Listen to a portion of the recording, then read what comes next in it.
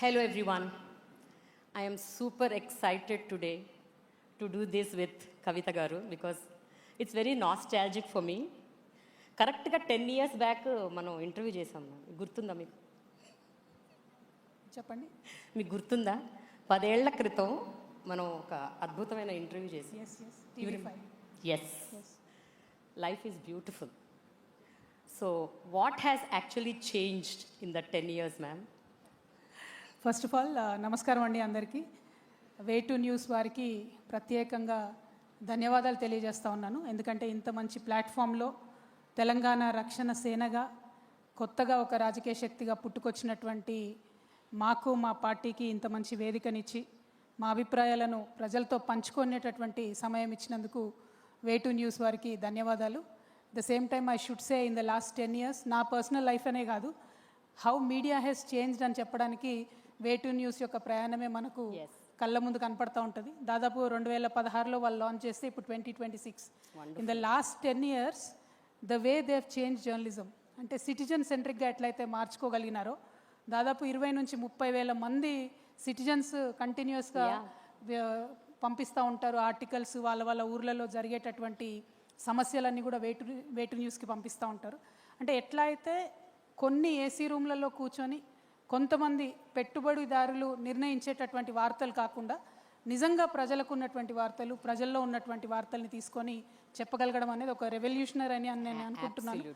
ఆ రెవల్యూషన్ని ప్రజల మధ్యలోకి తీసుకొచ్చినటువంటి వే2 న్యూస్ యాజమాన్యానికి, సిబ్బందికి, అన్నిటికన్నా ఎక్కువ సిటిజన్ జర్నలిస్ట్కి మనస్ఫూర్తిగా నేను కంగ్రాచులేషన్స్ చెప్తా ఉన్నానండి. అంటే కొన్ని విషయాల్లో నిజంగా గూగుల్లో కూడా లేనటువంటి ఊర్ల నుండి కూడా రిపోర్టింగ్ చేయడం అంటే మామూలు విషయం కాదు. I'm extremely proud. And media ఇదే విధంగా ఇంకా ముందుకెళ్ళాలి, ముఖ్యంగా మా ఆడబిడ్డల సమస్యలు ఎక్కువగా చూపించాలని చెప్పి నేను మనస్ఫూర్తిగా కోరుకుంటున్నాను. At the same time yes, in the last 10 years since our interview I believe lot has changed. పర్సనల్గాని కాదు, పొలిటికల్గా, అదేవిధంగా ఒక మనిషిగా నేను నా జీవితంలో అనేకమైనటువంటి చేదు అనుభవాలు అనుకోవచ్చు, కఠినమైనటువంటి పరిస్థితులు అనుకోవచ్చు, అవన్నిటినీ ఫేస్ చేసిన తర్వాత నాలో కూడా కొంత పరిణితి వచ్చింది, నాలో కూడా కొంత మార్పు వచ్చింది. ప్లస్ కఠినమైన నిర్ణయాలు తీసుకోవాలనేటటువంటి ఒక సంకల్పం, బలమైన సంకల్పం వచ్చింది. సో అందరికీ నచ్చని తొవ్వైనా సరే మనం కరెక్ట్ అనుకునే తొవ్వలో వెళ్ళాలనే బలమైన సంకల్పం ఈ 10 సంవత్సరాలలో నాకు పర్సనల్గా వచ్చిందని నేను భావిస్తాను. అయితే మ్యామ్ ఒక మాట, మనం 10 ఏళ్ల క్రితం చేసిన ఇంటర్వ్యూలో కేసీఆర్ గారి గురించి మీరు చాలా గొప్పగా చెప్పారు ఆ రోజు. మొన్న ఈ మధ్య మీరు కేసీఆర్ గారిని మరమనిషి అన్నారు. దానికి మీరు ఇచ్చే రీజనింగ్, ఆన్సర్? కేసీఆర్ గారు ఆ రోజైనా గొప్ప మనిషి, ఈ రోజైనా గొప్ప మనిషి. తెలంగాణ రాష్ట్రం గొప్ప మనిషి మరమనిషి ఎలా అయ్యాడని, రాదనుకున్నటువంటి ఒక రాష్ట్రాన్ని కేంద్రంతో కొట్లాడి ప్రజలందరినీ కలుపుకొని తేవడంలో వారి గొప్పతనం ఒక 100 సంవత్సరాలైనా 1000 సంవత్సరాలైనా చెరిగిపోకుండా అలాగే ఉంటుంది. అందులో ఎటువంటి ఇది లేదు. ఉద్యమ కేసీఆర్తో ఎవరికి కూడా సమస్య లేదు. ముఖ్యమంత్రి కేసీఆర్తోని, బీఆర్ఎస్ పార్టీ అధ్యక్షుడు కేసీఆర్ గారితోని చాలా మందికి సమస్య ఉంది, అట్లానే నాకు కూడా సమస్య ఉంది. సో ఎస్, ముఖ్యమంత్రిగా అయిన తర్వాత బీఆర్ఎస్ పార్టీ అధ్యక్షులు కేసీఆర్ గారు తీసుకున్న అనేక నిర్ణయాలతోని, ఐడియాలజికల్ ఇష్యూస్తోని నాకు ఇంటర్నల్గా అయినా ఎక్స్టర్నల్గా అయినా ఉన్నటువంటి భిన్నమైన అభిప్రాయాలని ధైర్యంగా చెప్పగలగడమే డెమోక్రసీ. సో అభిప్రాయాన్ని నేను పంచుకుంటా ఉన్నాను, అంతకుమించి ఏం లేదు. మీకు ఇలాంటి ఒక అంటే ఈ సందిగ్ధం కానీ, ఒక అపోజిషన్ కానీ, అపోజ్డ్ వ్యూస్ కానీ మీకు కేసీఆర్ గారి ఫస్ట్ టర్మ్లో అనిపించిందా, సెకండ్ టర్మ్లో అనిపించిందా? అంటే ఇప్పుడు మీరు గతాన్నే పట్టుకొని వెళ్ళాడాలనుకుంటే నేనేం చేయలేను. కాకపోతే గతంలో ఎప్పుడైనా కూడా బీఆర్ఎస్ పార్టీలో ఏదన్నా డిఫరెంట్ వ్యూ చెప్పగలిగే వ్యక్తి ఎవరన్నా ఉన్నారంటే అది నేను ఒక్కదాన్ని మాత్రమే. అది కేసీఆర్ గారికి తెలుసు, ఆ పార్టీలో ఉన్న అందరికీ తెలుసు. కాకపోతే ఒక పార్టీలో ఒక సిస్టంలో ఉన్నప్పుడు ఇంటర్నల్గా చెప్తాం. ఆ సిస్టమ్ మనల్ని బయటికి పడేసి రోడ్డు మీద పడేసిన తర్వాత ఎక్స్టర్నల్గా చెప్పే పరిస్థితి క్రియేట్ అయింది. అంతే తప్పితే నా అభిప్రాయాలు మారలేదు, పరిస్థితులు మారినాయి అంతే. నేను అప్పుడు ఇంటర్నల్గా చెప్పింది ఇప్పుడు ఎక్స్టర్నల్గా చెప్పాల్సిన పరిస్థితికి నెట్టివేయబడ్డాను. నేను అనుకోని కోరుకొని తెచ్చుకున్నది కాదు.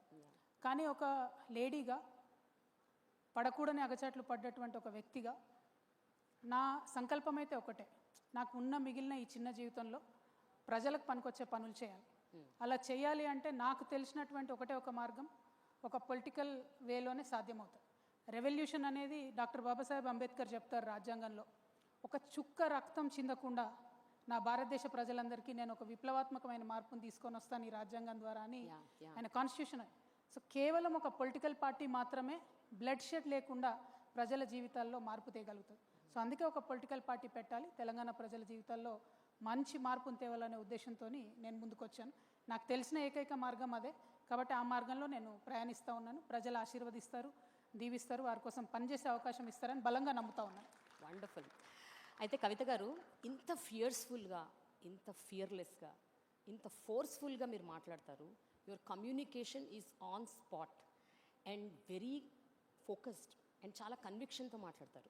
మీరు రాజకీయ పార్టీ పెట్టిన తర్వాత కూడా మీరు టీఆర్ఎస్ అని పెట్టడం వెనుక, అలాగే మీరు శ్రీరామనవమి రోజు మీ పార్టీని ప్రారంభించటం, అలాగే అంటే ఎన్నో అంశాల మీద మీరు అంటే ఆన్ స్పాట్ మాట్లాడతారు.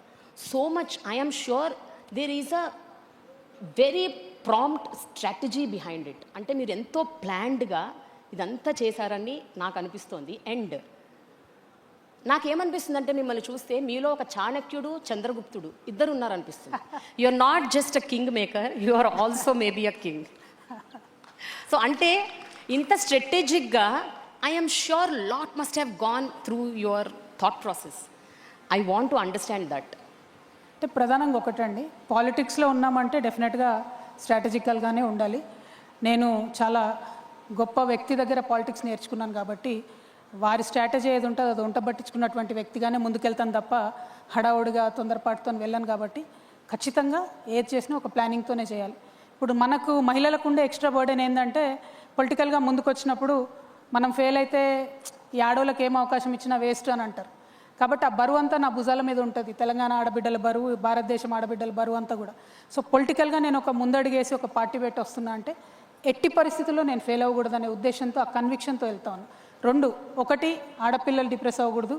2 తెలంగాణ ప్రజలు గత 10 సంవత్సరాల్లో 12 సంవత్సరాల్లో దేనికోసమైతే తెలంగాణ తెచ్చుకున్నామో అది రియలైజ్ కాలేదు. కాబట్టి టాపిక్ కూడా నెక్స్ట్ 10 years ఆఫ్ తెలంగాణ ఏంటి అని అడుగుతూ ఉన్నారు. సో లాస్ట్ డికేడ్లో ఏం జరిగింది, నెక్స్ట్ డికేడ్లో ఏం జరగాలి, ఇటువంటి ఒక పాజిటివ్ ఆలోచనతో ముందుకెళ్తా ఉన్నాం. నేను పార్టీ పెట్టినప్పుడు కూడా ఊరికే పెట్టలేదండి, చాలా మీరు అన్నట్టు నేను థింక్ చేశాను. సరే ఇవాళ ఇండియాలో జరుగుతున్నది ఏంది అని ఒక సెకండ్ ఆలోచిస్తే, దాదాపు 140 కోట్ల జనాభా ఉన్న మన దేశంలో more than 85 to 90% of the people only వాళ్ళ మంత్లీ ఇన్కమ్ బిలో 30,000 ఉన్నది.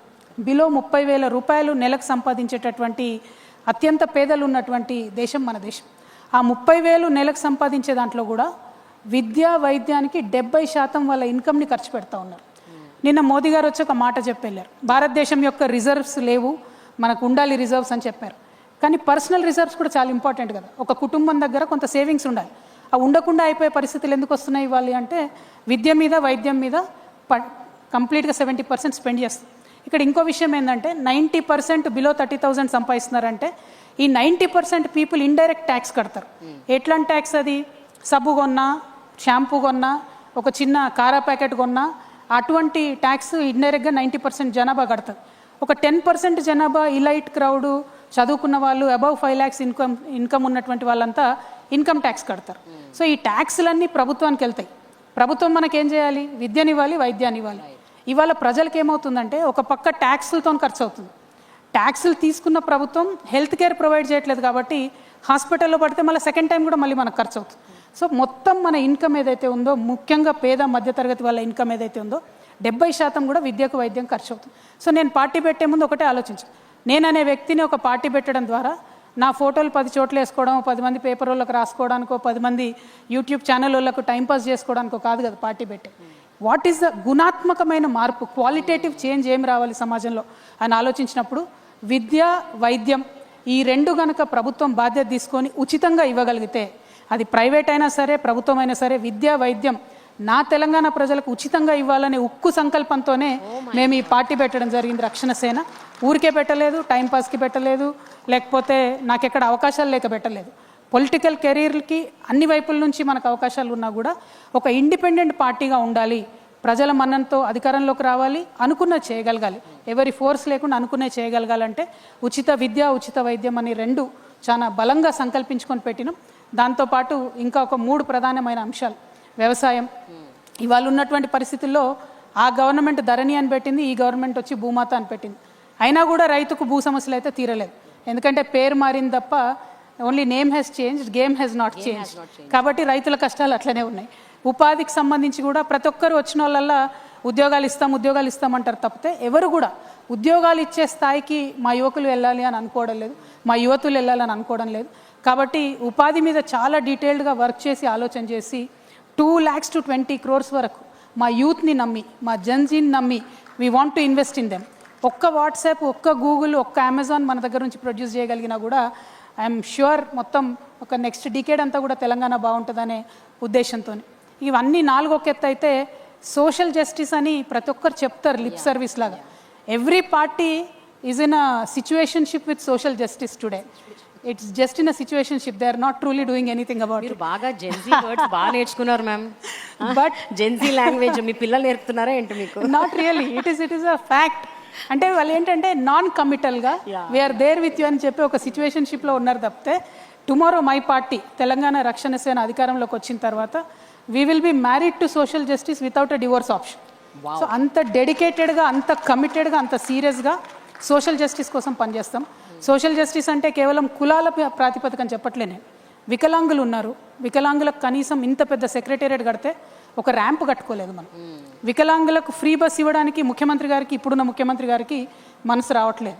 అదేవిధంగా సీనియర్ సిటిజన్స్ ఉన్నారు, వారికి ఫ్రీ బస్ ఇవ్వడానికి మనసు రావట్లేదు. అక్కడేమో బీజేపీని చూసుకుంటే సీనియర్ సిటిజన్స్కి ఉన్న ఆ మాత్రం రైల్వే డిస్కౌంట్ కూడా ఎత్తేసి పడేస్తారు. సోషల్ జస్టిస్ అంటే ఏంటి మ్యామ్? ఎవరైతే తమకు తాము హెల్ప్ చేసుకోలేరో వాళ్ళకి హెల్ప్ చేయాలి, వల్నరబుల్ సెక్షన్స్కి హెల్ప్ చేయాలి. ఇప్పుడు లొంగిపోయినటువంటి మావోయిస్టులు ఉన్నారు, దాదాపు 1,00,000 మంది ఉంటారు తెలంగాణలో.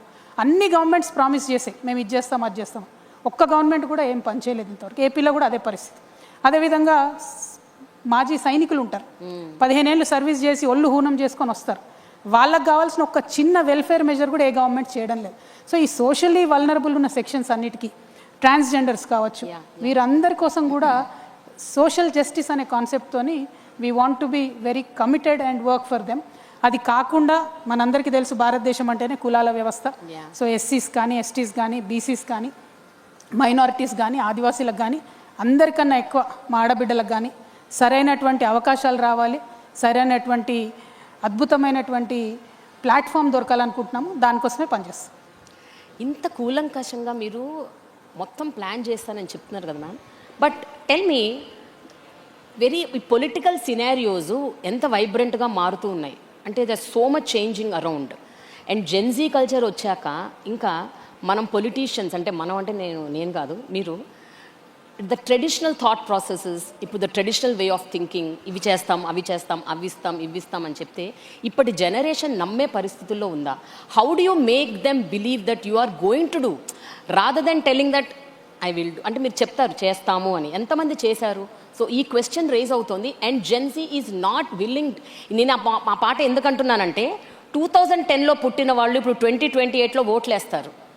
వాళ్ళెవ్వరికి కూడా తెలంగాణ ఉద్యమం గురించి కానీ, రెవల్యూషన్ గురించి కానీ, కేసీఆర్ గారు ఎంత కష్టపడ్డారు అవన్నీ I don't know how many people really know. I'm not sure, I don't even want comment on that. But నాకేంటి అంటే ఇప్పటి పొలిటికల్ సినారియోస్, ఇప్పటి పొలిటీషియన్స్ మీద ఎంతవరకు వాళ్ళకి నమ్మకం ఉంది?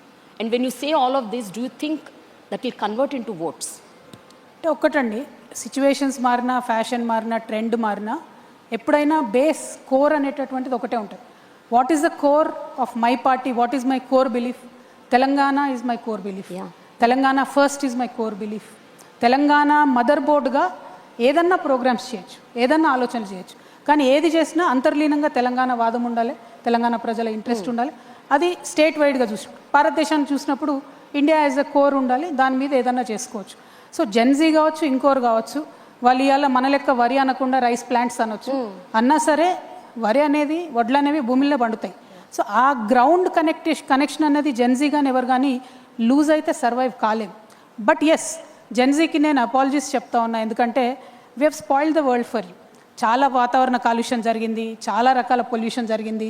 Now Gen Z is worried about ఎట్లా పర్యావరణం ఎట్లా మారుతుంది, ఇట్లాంటి అనేక అంశాల మీద. కొన్ని మనం చేయలేకపోయినాం, కానీ ఇంకా కొన్ని ఇప్పుడు కూడా దగ్గరుండి చేసుకోవచ్చు.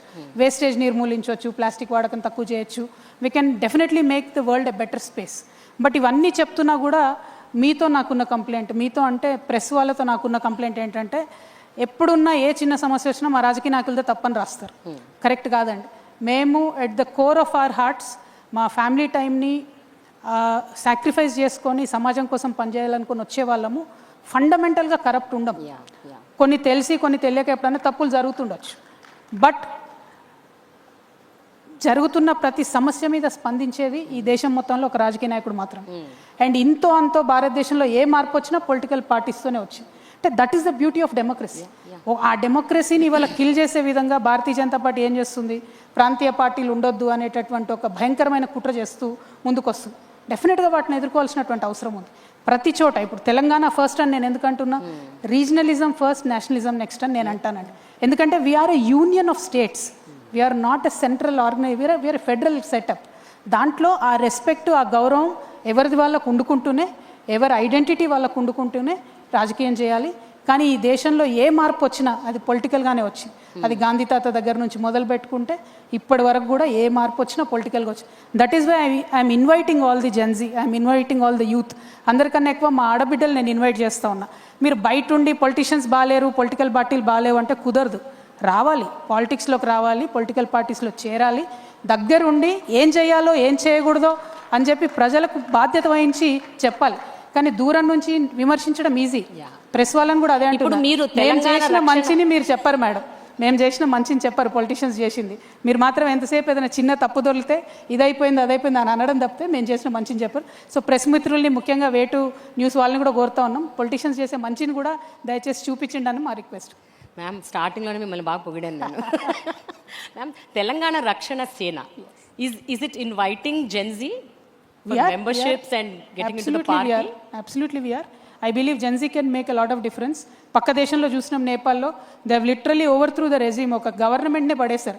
ఇక్కడేమో చాలామంది కావాలి గవర్నమెంట్లను మార్చాలంటే, కానీ అక్కడ కేవలం 18 to 29 years లోపల ఉన్నటువంటి పిల్లలు ప్రభుత్వాన్ని తీసి అవతల పడేశారు. అంటే ఆ కాన్షియస్నెస్ ఇక్కడ మన పిల్లలకు కూడా రావాలి, అది మనం అలౌ చేయాలి. కానీ మనం ఏంటి, మన పిల్లోడు వాడు ఇంజనీర్ అవ్వాలి, డాక్టర్ అవ్వాలి, అమెరికా పోవాలి, డాలర్లు సంపాదించుకోవాలి అనుకుంటాం. అట్లీస్ట్ మన 2 తెలుగు రాష్ట్రాల్లో ఉన్నది.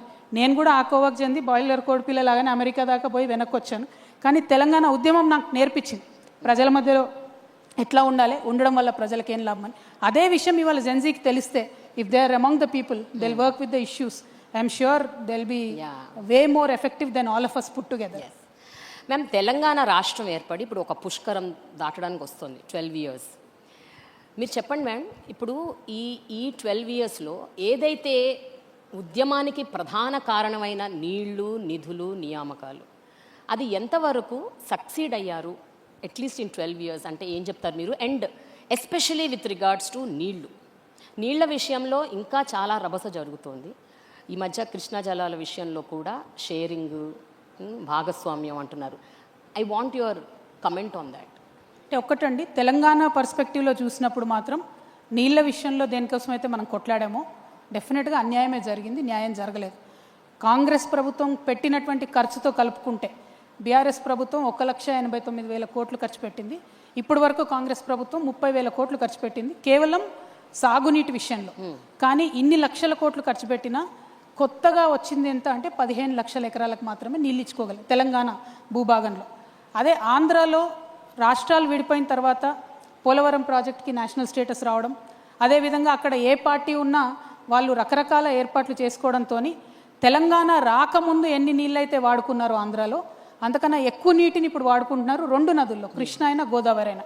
సరే, అది ఆంధ్ర పాలకుల గొప్పతనమా మంచితనమా అన్నది పక్కన పెడితే, తెలంగాణ పాలకులు మాత్రం ఈ విషయంలో డెఫినెట్గా తెలంగాణ ప్రజలను ఫెయిల్ చేసినారనే విషయం చెప్పక తప్పదు. ఎందుకంటే లెక్కలు చూసుకున్నా, గణాంకాలు చూసుకున్నా, క్షేత్రస్థాయిలో వెళ్ళి రైతుల పరిస్థితి చూసినా కూడా పెట్టినటువంటి ఈ ఖర్చుకి వచ్చినటువంటి నీళ్లకు సంబంధం లేదు. అందుకే మేము చెప్తా ఉన్నాం, చాలా ఫోకస్డ్గా పనిచేయాలి. చాలా చిన్న చిన్న స్ట్రీమ్స్ ఉంటాయి. Telangana is a beautiful geography.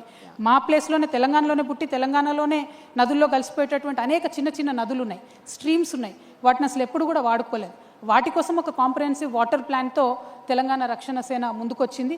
చాలా తక్కువ కాస్ట్తోని చాలా ఎఫెక్టివ్గా ఈ పనులన్నీ కూడా చేసుకోవాలి. కోర్స్ కృష్ణా గోదావరిలో ఉన్నటువంటి పెద్ద ప్రాజెక్టులను కూడా తొందరగా ఫినిష్ చేసుకోవాలి. అన్ఫార్చునేట్లీ ఇప్పుడున్న కాంగ్రెస్ ప్రభుత్వం కూడా తట్టెడు మట్టి కూడా ఎత్తిపోయకుండా 30,000 కోట్లు మాత్రం కాంట్రాక్టర్స్కి ఇవ్వడం జరిగింది. సో కరప్షన్ అసైడ్ వాటర్ రాలేదన్నది మాత్రం వాస్తవం.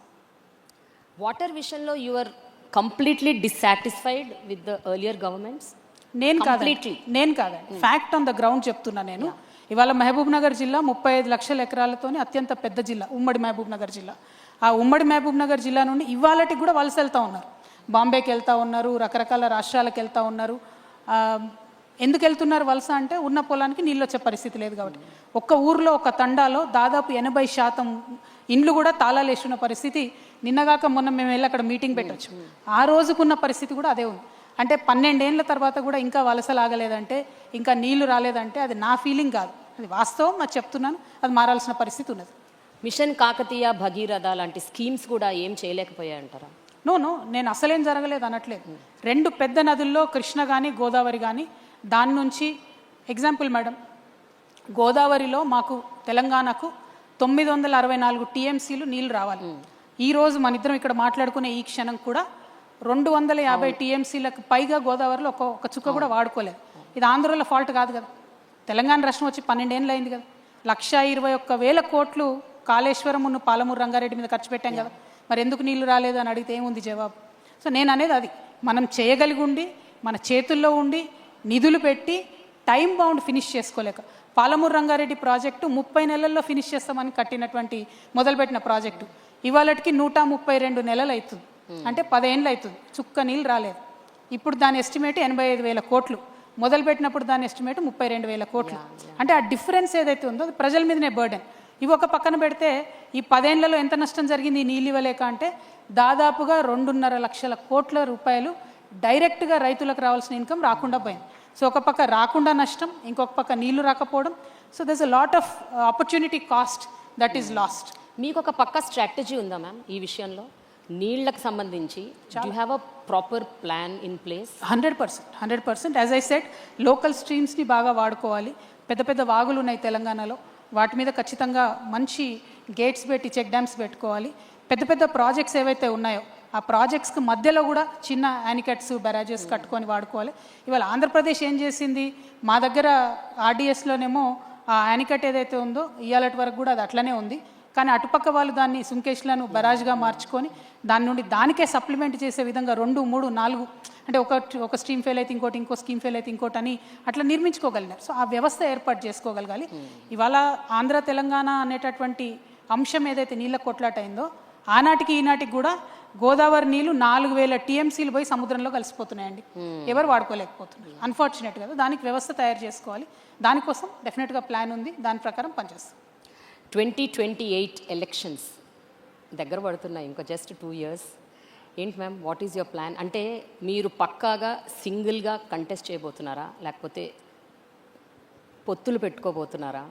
అంటే ఐడియాలజికల్గా మీ ఐడియాలజీకే స్టిక్ అయ్యి, whether I win or lose I'm sticking, I'm contesting alone, ఏంటి, what is your plan? Well, 2028లో తప్పకుండా 2028 డిసెంబర్లోనే ఎన్నికలు జరుగుతాయని అనుకుందాం ఒక మాట. ఆనాడు జరిగిన మన ముఖ్యమంత్రి గారు కంటిన్యూస్గా చెప్పినట్టు ఒక 6 నెలలు ఆయనకు బోనస్ వచ్చి 2029 మేలో జరిగినా కూడా ఈ రాష్ట్రంలో మాత్రం తెలంగాణ రక్షణ సేననే అధికారంలోకి రాబోతా ఉంది. మేము అన్ని చోట్ల కూడా కంటెస్ట్ చేస్తాం. డీలిమిటేషన్ అయినా, మహిళా రిజర్వేషన్ వచ్చినా, ఏదొచ్చినా వీఆర్ ప్రిపేర్డ్. ప్రతి చోట నుండి కూడా క్యాడర్ కావచ్చు, రానున్న రోజుల్లో లీడర్స్ కావచ్చు, ఇవందరినీ కూడా డెవలప్ చేసుకుంటాం. కొత్త వారికి, ముఖ్యంగా యూత్తోని, మహిళలతోని పెద్ద ఎత్తున వారికి అవకాశాలు ఇస్తూ మేము ప్రజల మనసును గెలుచుకుంటాం. ఎందుకంటే మేము ఏదైతే 5 పనులు అనుకున్నామో, పాంచజన్యం అనేటటువంటి పథకాలు ఏవైతే అనుకున్నామో, ఇవి ప్రజలకు అత్యంత అవసరమైనవి, ఇవాళ ప్రజలు కోరుకుంటున్నటువంటి వాటిని ఎట్లా చేయగలుగుతామని ఒక బలమైన ప్లాన్తో వెళ్తూ ఉన్నాం. కాబట్టి ప్రజలు ఖచ్చితంగా ఆదరిస్తారనే విశ్వాసం మాకుంది. డెఫినెట్గా మా గవర్నమెంట్ రాబోతాం. అయితే 2014 టైంకి తెలంగాణ ఇమోషన్ చాలా గట్టిగా బలంగా ఉండటం వల్ల టీఆర్ఎస్ గెలిచింది, ఆ తర్వాత కూడా గెలిచింది అన్న ఒక ఒపీనియన్ ఉంది. ఇప్పుడున్న సిచ్యువేషన్లో the 2 largest parties Congress and BJP, వీళ్ళే ఏదైనా నిర్దేశిస్తారు, నడుపుతారంటారు. Without their support and their whatever you can't form government అన్నది ఒక మాట. దీని గురించి మీ అభిప్రాయం ఏంటి? మ్యామ్, పాలిటిక్స్లో ఇవాళ ఉన్నది రేపు ఉండదు, రేపు ఉన్నది ఎల్లుండి ఉండదు. తెలంగాణలో సామెత ఉంటుంది, పొట్టోని పొడగొడు కొడితే పొడుగొని పోషమ్మ కొట్టిందని అంటారు. సో ఎట్లుంటుంది అని అంటే, ఇవాళటి వరకు మేము చాలా బలవంతుణ్ణి అని అనుకునేటటువంటి వాళ్ళు రేపు పొద్దున ఒక చిన్న సంఘటనతో మొత్తం సినారియో మారిపోతుంది. ఇవాళ పరిస్థితి చూడండి. నిన్న మొన్నటి వరకు బండి సంజయ్ గారు అంటే తిరుగులేని బీజేపీ నాయకుడిగా ఇక్కడ పేరుండే. నిన్న జరిగినటువంటి సంఘటనలో వారి అబ్బాయి మీద వచ్చినటువంటి ఆరోపణలో ఆయనంతట ఆయన స్వయంగా వాళ్ళ కొడుకుని తీసుకెళ్లి పోలీసులకు అప్పచెప్తే ఆ పేరు అట్లానే ఉండేది. కానీ ఇవాళ ఏం జరుగుతోంది? అంత తీవ్రమైన ఆరోపణలు ఎదుర్కొంటున్నా కూడా కంప్లీట్గా రేవంత్ రెడ్డి గారు బండి సంజయ్ గారిని రక్షించడము, తెలంగాణ మహిళలందరూ నోటీస్ చేస్తున్నారు ఏం జరుగుతుందని చెప్పి. అంత గ్రేవ్ ఆరోపణలు ఉంటే పాక్సో కేసు పెడితే, సెక్షన్ 6 లాంటి నాన్ బెయిలబుల్ సెక్షన్ పెడితే కూడా నేను విచారణకు రాను అని వాళ్ళ నుంచి ఒక మెయిల్ పెట్టేస్తే పోలీసు వాళ్ళు అబ్స్కాండింగ్ అని చెప్పి పట్టుకొని జైల్లో వేయకపోతే తెలంగాణ మహిళలు చూడరు అనుకుంటారా అండి? డెఫినెట్గా చూస్తారు, కానీ ఎప్పుడు చెప్పాలో డెసిషన్ అప్పుడు చెప్తారు.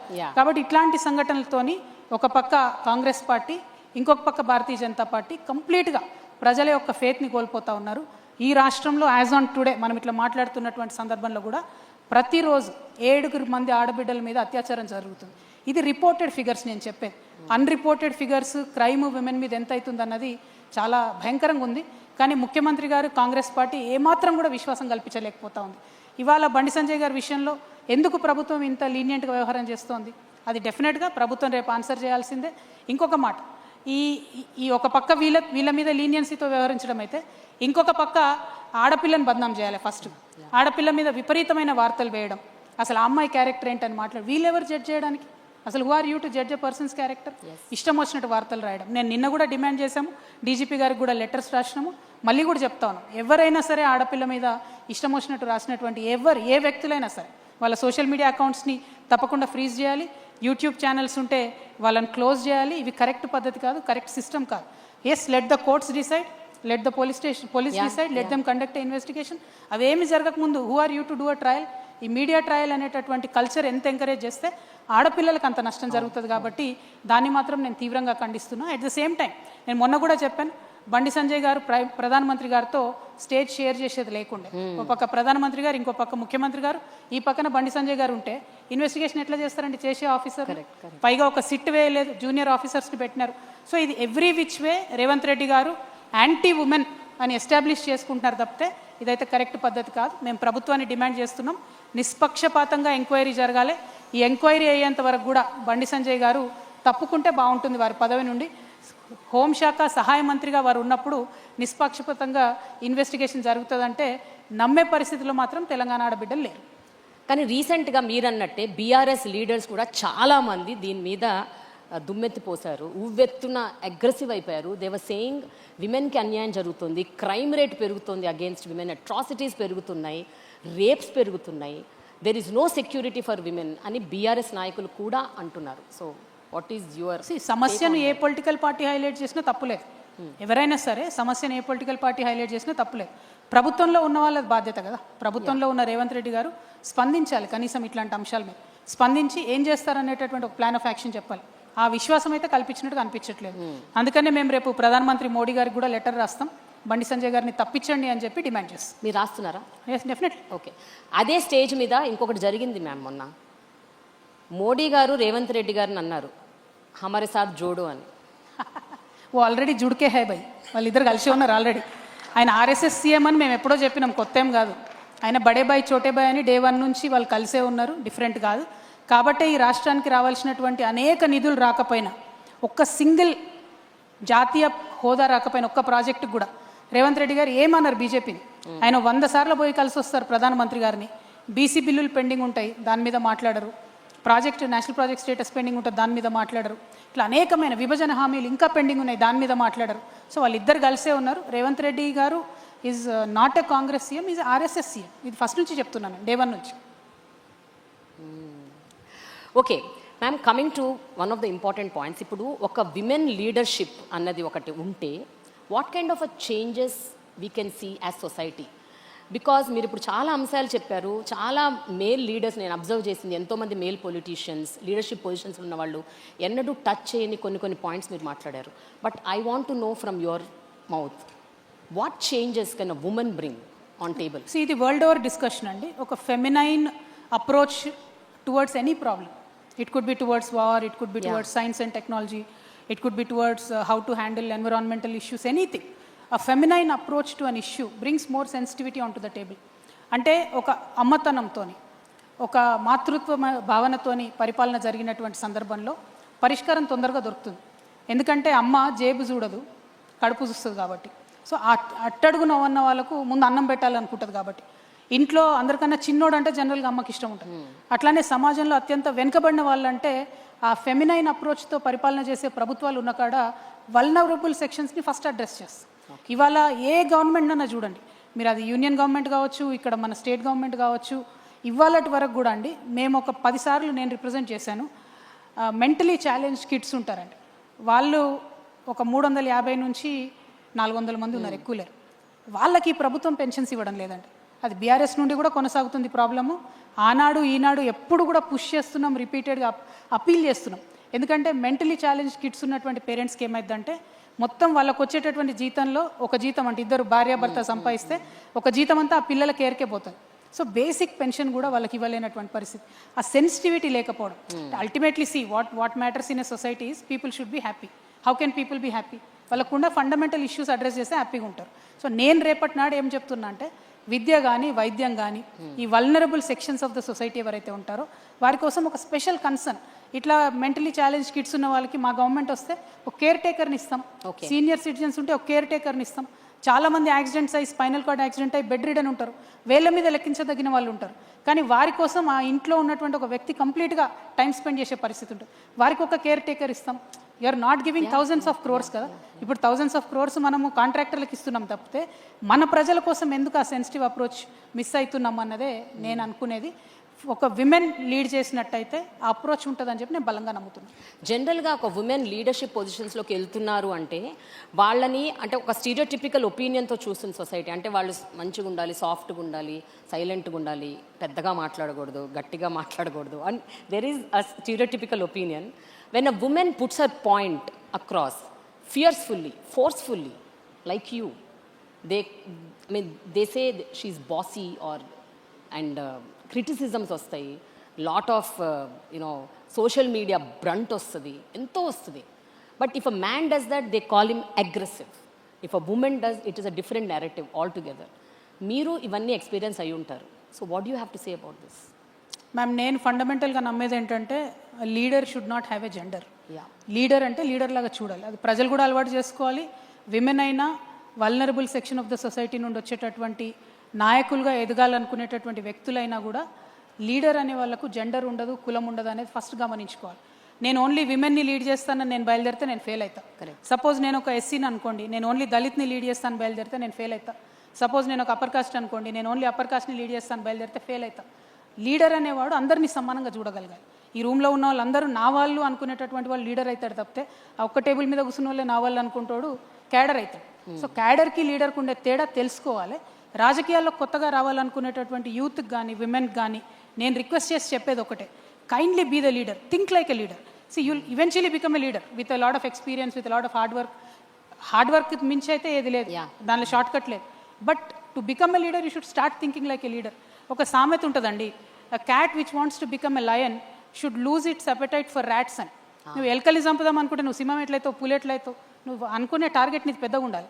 అప్పుడే నువ్వు సింహం లయన్ అవుతావు తప్పితే లేదా పిల్లిలాగానే మిగిలిపోతావు. కాబట్టి ఆ అప్రోచ్ సొసైటీలో వచ్చినప్పుడు మాలాగటి లేడీస్ కావచ్చు, వల్నరబుల్ సెక్షన్స్ నుంచి లీడర్షిప్ చేద్దాం అనుకునే వాళ్ళు కావచ్చు, అరే నాకు పొలిటికల్ బ్యాక్గ్రౌండ్ లేదు, నా దగ్గర పైసలు లేవు, నేను ఎట్లా లీడర్ కావాలనుకునే వాళ్ళు కావచ్చు, థింకింగ్ మారితే అన్ని మారుతాయి అనేది గమనించుకుంటే బాగుంటుంది.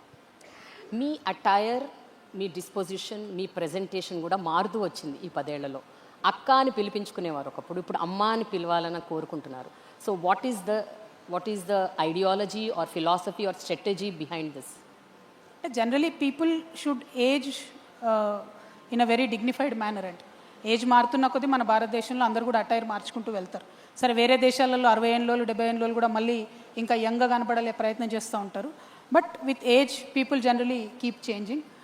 My attire or my appearance or my thinking has changed very drastically after my experience in the jail. నేను ఆ చూసినటువంటి పావర్టీ కావచ్చు, చూసినటువంటి కష్టాలు కావచ్చు, లైఫ్ చాలా చిన్నది, ఈ చిన్న లైఫ్లో ఏదో పెద్దగా పనిచేయాలని అనుకొని నేను చాలా బలంగా ముందుకొచ్చానండి. మీరు అన్నట్టు why should you think like a mother not like a sister అంటే, సిస్టర్ బాధ్యత కొంతవరకే ఉంటుంది. మదర్ అయితే ప్రాణం పెట్టైనా కుటుంబం కోసం పనిచేస్తాను. నా ఇంట్లో లొల్లైతే నేను ఎంత తపనబడి పనిచేస్తానో, నా రాష్ట్రంలో ఏ మూల లొల్లైనా కూడా నేను అంత తపనబడి పనిచేయాలని అనుకుంటున్నా. కాబట్టి I want to think like a mother. I want to take that responsibility like a mother. I hope people will understand and people will support me. Yeah, but చెప్పండి, మీరు గ్రోయింగ్ అప్ అలాగే రాజకీయాల్లోకి వచ్చిన తర్వాత కూడా ఎంతోమంది విమెన్ లీడర్స్ని చూసుంటారు. ఇందిరాగాంధీ గారి దగ్గర నుంచి Sonia Gandhi, Jayalalithaa, Kanimozhi, so many. What did you learn and unlearn from them, if I have to ask? అంటే it is a general question that I'm asking. మీరు ప్రతి ఒక్కళ్ళ గురించి చెప్పక్కర్లేదు, but on the whole if you observe. అంటే నేను జనరల్గా మా ఇంట్లో మా నాన్నగారిని చూసుకుంటూ పెరిగానండి. How do you think like a leader అనేది నేను వారి దగ్గరే నేర్చుకున్నాను. సరే, ఆయన దగ్గర నేర్చుకున్నాను కాబట్టి, ఆయనతోని నాకు ఆ థాట్ ప్రాసెస్, ఆ క్లారిటీ వచ్చింది కాబట్టి ఇవాళ ఆయన్ని కూడా నేను వ్యతిరేకించగలుగుతున్నాను. డెఫినెట్గా వ్యతిరేకిస్తాను. అనేక అంశాల్లో, ఐడియాలజికల్ ఇష్యూస్లో వ్యతిరేకిస్తాను. Father is different, leader is different, but he definitely is the person whom I learnt a lot from. తర్వాత ఇందిరాగాంధీ గారు పుట్టినప్పటి నుంచి, చిన్నప్పటి నుంచి కూడా అందరం చూస్తూ పెరిగాం. Sushma Swaraj is another very very very fine lady. నాకు చాలా ఇష్టం మేడం అంటే. సరే, ఆవిడ బీజేపీ పార్టీ ఐడియాలజీ నాకు డిఎన్ఏ సరిపోదు, కానీ as a personality she's crazy. I mean she's amazing. ఆమె చాలా ఇష్టం నాకు. మార్గరెట్ థాచర్ గారు కూడా చాలా ఇష్టం. సో అట్లా చూసుకుంటూ పోతే అందరికన్నా బిగ్గెస్ట్ లీడర్ జ్యోతిబా పూలే అనుకుంటాను నేను. ఎందుకంటే ఆయన బాగుపడమే కాదు, నాతో పాటు నా భార్య బాగుండాలి, నా భార్య కూడా 10 మందికి చదువు చెప్పాలి అని ఆ టైంలో అందరినీ, సమాజాన్ని ఎదిరించి ఒక రిఫార్మిస్ట్ లాగా ముందుకొచ్చాడు. తెలంగాణలో అనేక మంది లీడర్స్ ఉన్నారు. సో ఒక్కరిద్దరు కాదండి, ఇన్స్పిరేషన్ చాలా ఏరియాస్ నుండి వచ్చింది. చాక లైలమ్మ గారి దగ్గర కావచ్చు, కొమరం భీమ్ గారి దగ్గర కావచ్చు. సో ఈ గడ్డ ఇచ్చిన ఇన్స్పిరేషన్ కూడా మామూలుది కాదు. కాకపోతే ఎంత ఇన్స్పిరేషన్ ఉన్నా కూడా అది యాక్షన్లోకి రానప్పుడు you will never become a leader. So నేను స్వయంగా కష్టపడితే తప్పితే, నేను స్వయంగా సమస్యలను దగ్గరికి వెళ్ళి చూస్తే తప్పితే, ప్రజల మధ్యలో ఉంటే తప్పితే అర్థం కాదు. కాబట్టి జనం బాట లాంటి కార్యక్రమాలు తీసుకోవడం కావచ్చు, బతుకమ్మ లాంటి కార్యక్రమాలు తీసుకొని ఆడబిడ్డల దగ్గరికి వెళ్ళడం కావచ్చు. సో అది వేరు. అంటే learning is different, experiencing it for your self is different. So అది చేస్తూ ఉన్నాము. ప్రజల మధ్యలోనే గత 20 సంవత్సరాలుగా ఉన్నాం కాబట్టి అంతమంది ఇన్స్పిరేషనల్ లీడర్స్ దగ్గర నుంచి వచ్చినటువంటి సారాంశాన్ని రేపొద్దున ప్రజల కోసం ఉపయోగపెట్టగలుగుతానని నేను అనుకుంటున్నాను. అయితే ఇక్కడ ఒక పర్సనల్ క్వశ్చన్ మ్యామ్. మీరు ఇవన్నీ ఫేస్ చేస్తూ ఎన్నో టర్బులెంట్ టైమ్స్ చూశారు, జైలుకి వెళ్ళారు, చాలా ప్రాబ్లమ్స్ ఫేస్ చేశారు. You had tears in your eyes when your in your lowest of low phases. ఇవన్నీ చూసి యూ టుక్ దిస్ స్టెప్. చెప్పండి, మీ మదర్ ఏమనుకుంటారండి? What does she feel when she sees all of this in the family? ఇంత జరుగుతోంది, ఈ కాన్ఫ్లిక్ట్ని ఇంకే రకంగా సాల్వ్ చేసుకోవచ్చు కదా. అంటే is there any other way that you do this, handle this అని ఎప్పుడన్నా అనుకుంటారా? Did she share with you? No, I don't want to talk about my personal issues here, Andy. It is a political difference that I have with my family, and that difference will continue. Personally, whatever it is between me and my family is not for you. Okay. Thank you. Okay, ma'am. Finally, I have a rapid fire. Oh God. So, This is scary. అంటే rapid fire అంటే మరి వెంటనే ఫటాఫటా చెప్పక్కర్లేదు, అంతేనా? But you can take time. Okay. It is a rapid fire. Okay. Okay, the first question. ఇప్పటి వరకు మిమ్మల్ని ఏ ఫోరంలో కానీ, ఎక్కడ కానీ, ఏ ఇంటర్వ్యూస్లో కానీ అడగని ఒక ప్రశ్న, అడిగితే బాగుండు అనిపించిన ప్రశ్న ఏంటి? క్వశ్చనా? అసలు అడగకపోతే బాగుండు అనిపిస్తుంది. Nothing really. అన్ని రకాలు అడిగారు. అయితే ఈ మధ్య యూట్యూబ్లో వచ్చినాక ఏంటంటే మేము ఆన్సర్లు చెప్తామో చెప్పమో అవసరం లేకుండా వాళ్ళే అడిగేస్తున్నారు కాబట్టి చాలా క్వశ్చన్లు అడిగారు. అడగంది ఏం లేదు అనుకుంటున్నాను నేనైతే. ఓకే, విజయ్ గెలుపు అండ్ మమతా ఓటమి, మీ ఒపీనియన్ ఏంటి? అంటే యాంటీ ఇన్కంబెన్సీ అనేది ఎంత పెద్ద నాయకులనైనా వదిలిపెట్టదని మమతా మేడం ఓటమితో తెలిసింది. ప్లస్ బీజేపీ ఎలక్షన్ మెషినరీ ఎంత స్ట్రాంగ్ ఉంది అనేది కూడా బెంగాల్ ఎలక్షన్లో అర్థమైంది. విజయ్ గారి గెలుపులో ఒక ఫ్రెష్నెస్ని ప్రజలు ఎంతగా కోరుకుంటున్నారు, ఒక మర్యాదపూర్వకమైనటువంటి మాటలతో కూడా ఎట్లా విమర్శించవచ్చు అనేది విజయ్ గారు చూపించారని చెప్పి నేను అనుకుంటున్నా. ఇప్పుడు అక్కడ తమిళనాడులో విజయ్ గారు వచ్చినట్టే రేపు ఇక్కడ మేము వస్తామని కూడా నేను బలంగా అనుకుంటున్నాను. Wow, that's good. మీ గురించి పూర్తిగా తప్పుగా ఉన్న ఒక రాజకీయ స్టీరియోటైప్ ఏంటి? అంటే an opinion that is generated. I don't no, నేను ఎక్కువ చూడను మేడం సోషల్ మీడియా. మీరే చెప్పలేదని ఉంటే. బికాస్ మీ చెవిలో పడుతుంది కదా అట్లీస్ట్. ఐఎమ్ సారీ, ఎవరో ఒకళ్ళు వచ్చి చెప్తారు కదా మీరు చూడకపోయినా. Not really. నేను అసలు చాలా తక్కువ చూస్తాను మ్యామ్ సోషల్ మీడియా. ఓకే, చాలా తక్కువ. I don't no. You don't know. Okay, ఇతర పార్టీల్లో మీరు బాగా అభిమానించే లీడర్ ఎవరు? ఇతర పార్టీలలోనా? అంటే మన తెలుగు రాష్ట్రాల్లో పెద్ద గొప్ప నాయకులు ఎవరున్నారు మేడం? పెద్ద కనిపించట్లేదు. అందరు చెప్పిన పనులు ఏవి చేయకుండా అన్ని అబద్ధాలే చెప్తున్నారు కదా. రేవంత్ రెడ్డి గారు ఉన్నారు, 420 హామీలు ఇచ్చిర్రు, 4 కూడా పూర్తి చేయలేదు. కాబట్టి ఆయన గురించి చెప్పలేము. అట్లానే భారతీయ జనతా పార్టీ ఉంది. ఇప్పుడు కిషన్ రెడ్డి అన్న కావచ్చు, బండి సంజయ్ గారు కావచ్చు, వీళ్ళెవ్వరు కూడా కనీసం తెలంగాణను అక్కడ నిల్చొని హిందీ వాళ్ళంతా ఎడపిడ తిడుతుంటే కనీసం నిలబడి మన రాష్ట్రాన్ని కూడా డిఫెండ్ చేయట్లేదు. వాళ్ళతో పెద్ద ఇన్స్పిరేషనల్గా మనం తీసుకునేది లేదు. పాత లీడర్లు, పోయిన కాలంలో ఉన్న లీడర్లు గొప్పగా ఉన్నారు. ఒక ఎన్టీ రామారావు గారు బయలుదేరారంటే ఆనాడు తెలుగు ప్రజలకు గౌరవం వచ్చింది దేశమంతా. ఆ తర్వాత ఒక కేసీఆర్ గారు బయలుదేరినారంటే తెలంగాణ ప్రజలకు గౌరవం వచ్చింది దేశమంతా. అట్లాంటి టాల్ లీడర్స్ జాబితాలో నేను చేరాలనుకుంటున్నాను. ఈ పెట్టి పాలిటిక్స్, చిన్న చిన్న పాలిటిక్స్, కరప్షన్స్ ఇట్లా చేసేటటువంటి లీడర్స్ని అభిమానించేటటువంటి పరిస్థితి కూడా లేదనుకుంటున్నాను. ఒక ఫన్ క్వశ్చన్. ఫన్నా? ఓకే. 10 ఏళ్ల క్రితం మీరు నా ఫేవరెట్ లీడర్ రేవంత్ రెడ్డి అన్నారు నాతో ఇంటర్వ్యూలో. ఇంటర్వ్యూలోనా? రేవంత్ రెడ్డి ఎందుకంటే అప్పుడు అన్నారు మీరు కాంటెక్స్ట్ చెప్తే బాగుంటుంది. అప్పటికిప్పటికి ఏం మారిందో చూద్దాం. అదే ఇదే క్వశ్చన్ అడిగాను అప్పుడు 10 ఏళ్ల క్రితం, who is your favourite political leader అని. మీరు రేవంత్ రెడ్డి అన్నారు. అప్పటికిప్పుడు మారాడు కదండి ఆయన కూడా చాలా. ఇప్పుడైతే ఇచ్చిన మాటలన్నీ తప్పాడు కదా. ఎస్. ఓకే, పర్సనల్గా పొలిటికల్గా ఒక strong quality of yours that makes a distinct difference with others, మిగతా వాళ్ళతో పోలిసి చూస్తే. బేసికలీ చిన్నప్పటి నుండి నేను నేర్చుకున్నది ఒకటి మేడం, సచ్చినా కూడా అబద్ధం చెప్పను. అది నాకు నష్టం చేసేదైనా కూడా అబద్ధం చెప్పను. అది నాకు చాలా నష్టాన్ని ఇచ్చింది పర్సనల్ లైఫ్లో కూడా, పాలిటిక్స్లో కూడా. But it's okay, I don't care. ఎందుకంటే అల్టిమేట్లీ ట్రూత్ విల్ విన్ అని నేను బలంగా నమ్ముతాను. మొన్న నా కేసు విషయంలో అదే చెప్పాను, అంతకుముందు అదే చెప్పాను. అనేకమైన పొలిటికల్ ఫోరమ్స్లో డైరెక్ట్గా చాలామంది నాకు శత్రువులైనా కూడా I'm the person who speak the truth. అయితే అడ్వాంటేజ్ ఏంటంటే మేడం, నిజం చెప్తే క్లారిటీ ఆఫ్ థాట్ ఉంటుంది. అబద్ధం చెప్తే గుర్తుపెట్టుకోలే ఎవరికైనా చెప్పాము. సో అంత ఓపిక నాకు లేదు, కాబట్టి నిజమే చెప్తాను. అది in a way advantage, in a way disadvantage అని నేను అనుకుంటున్నాను. సో ఒక అబద్ధం నిజంలాగా స్వైర విహారం చేస్తుంటే సోషల్ మీడియాలో ఎలా అనిపిస్తుంది? ఎందుకంటే మీరు అన్నారు ఆ లిక్కర్ స్కామ్ విషయంలో, ఇది కూడా అగైన్ 10 years బ్యాక్ నా ఇంటర్వ్యూలో అన్నారు. లిక్కర్ స్కామ్ విషయంలో 10 years బ్యాక్ నాకు ఇచ్చిన ఇంటర్వ్యూలో అప్పుడు ఒక మాట అన్నారు, లిక్కర్ అన్నది చాలా బ్యాడ్, ఏ దేశంలో ఉండకూడదు అని మీరు ఒక స్టేట్మెంట్ ఇచ్చారు. అప్పుడు మీరు ఎప్పుడైతే ఆ లిక్కర్ స్కామ్ విషయంలో మిమ్మల్ని నిందితులుగా పెట్టారో, ఇది ఒక మీమ్ లాగా వెళ్ళిపోయింది సోషల్ మీడియాలో. And it was laughing stock అనమాట, విచ్ ఈజ్ ఇప్పుడు నిజం బయటపడ్డది that you are out of it, it clean chit ఇచ్చారని. So when you see such things which is not real, what goes through, how do you feel? Madam ఒకటి నేనేమంటున్నా, మనము ఎట్లా ఉంటామో అట్లా ఉంటాం. దాన్ని కొంతమంది అర్థం చేసుకుంటారు, కొంతమంది సిచ్యువేషనల్లీ వాళ్ళు ఎట్లా చూడాలనుకుంటే అట్లా చూస్తారు. Simple as that. నేను ఇప్పటికి కూడా బలంగా చెప్తా ఉన్నా, నేను ఆస్ట్రాలజీ కూడా బలంగా నమ్ముతాను, ముహూర్తాలు కూడా అన్నీ ఫాలో అవుతాను. జనరల్గా లిక్కర్ కానీ రాహు కానీ ఇవన్నీ మనకు సరిపడినటువంటి అంశం. కానీ బీజేపీ బై డిజైన్, ఒక వ్యక్తి కేజ్రీవాల్ అనేటటువంటి వ్యక్తి యాంటీ కరప్షన్ పేరుతో వచ్చినటువంటి వ్యక్తి కాబట్టి ఆయనను కరప్షన్ అలిగేషన్స్లో ఇరికించాలి. అదేవిధంగా కల్వకుంట్ల చంద్రశేఖరరావు గారిని బద్నాం చేయాలంటే ఏం చేయాలి, వాళ్ళ డాటర్ ఎవరైతే సంస్కృతి సాంప్రదాయాల పేరుతో వచ్చిందో ఆవిడని యాంటీ ట్రెడిషన్స్కి పోర్ట్రే చేయాలంటే ఏం చేయాలని చెప్పి ఈ లిక్కర్ కేసు అనేటటువంటిది by design Bharatiya Janata party చేసినటువంటి స్కీమ్. దీన్ని కోర్ట్స్ చూసి డిశ్చార్జ్ చేశారు. Madam acquittal is difference, discharge చేస్తూ జడ్జి గారు ఏం చేశారు, నేను ఖచ్చితంగా ఆ సిబిఐ ఆఫీసర్ మీద ఎంక్వైరీ చేస్తున్నాను, it's first time in Indian history. So అంత బలంగా ఈ కేసులో ఏమీ లేదని వారు చెప్పడం జరిగింది. అల్టిమేట్గా నేను మీతో చెప్పేది ఏంటంటే మేడం, బయటవాడు ఏం చూస్తాడన్నది పక్కన పెడితే మన ఫ్యామిలీ, మన ఇంటి వాళ్ళు మనల్ని బలంగా నమ్మి మనతో సైడ్ చేసి ఉంటే ప్రపంచాన్ని ఎదిరించవచ్చు. నా విషయంలో నాకు మా అమ్మగారి సైడ్ నుంచి ఆ సపోర్ట్ నేను అనుకున్నంత రాలేదు. కానీ నా అదృష్టం బాగుంది, మా అత్తగారి సైడ్ వాళ్ళు చాలా బలంగా నన్ను సపోర్ట్ చేశారు. కాబట్టి ఇవాళ ఇట్లా మీ ముందు నిలబడి మాట్లాడగలిగేటటువంటి ధైర్యం కానీ, తెగువ కానీ, ముందుకెళ్ళేటటువంటి అవకాశం కానీ వచ్చిందని నేను నమ్ముతా ఉన్నాను. ఓకే, ఏది ఎక్కువ కష్టం అండి, public criticism or private betrayal? Betrayal private betrayal అయినా బయటికి చూపించలేం కదా madam.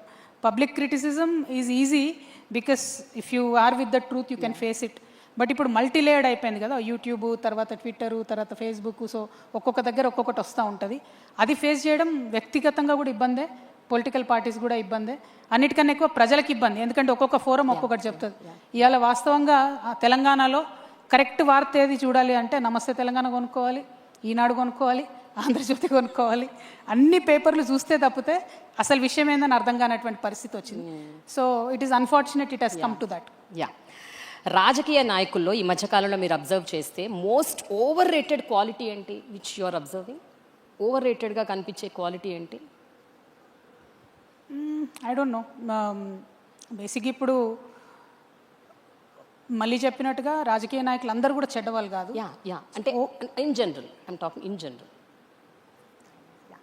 We're out of time. Yeah, fine. See, this is a bad question. We'll close it in 5 minutes, okay? Yeah. I don't know, ma'am. I can't say because we are all very good politicians at the heart. Oh, yes. Really? Okay. Okay. Final question అండి. ఒక 20 ఏళ్ల తర్వాత రాజకీయ చరిత్ర రాసినప్పుడు కవిత గారి గురించి రాసే ఆ ఒక్క సెంటెన్స్ ఏమైతే బాగుంటుంది అని మీరు అనుకుంటున్నారు? What is that one line that people should recognise you with? Telangana ప్రజలకు మర్చిపోలేనంత మంచి చేసింది అనేది ఉండాలి. ఒక సెంటెన్స్ ఉంటే చాలండి, ఇంకేం అక్కర్లేదు. Thank you so much. Thanks a lot for this wonderful conversation. Thank you. Thank you, Vetu News. Thank you for giving me this opportunity. Thank you. Thank you, ma'am, Kavita. May I now call upon